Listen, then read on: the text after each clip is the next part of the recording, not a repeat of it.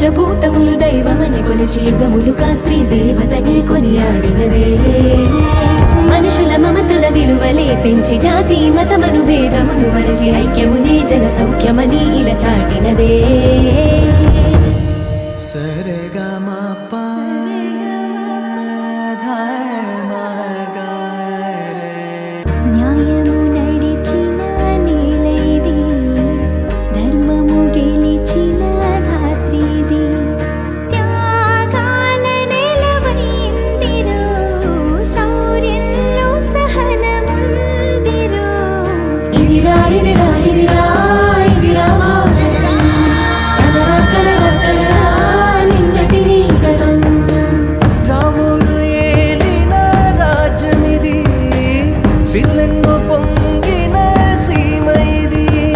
ఎందుకే వేళ వింత గాయాల ఖాయమైపోయిరా, మృత్యు దీపాల మురికి కోపాల ముంగిలై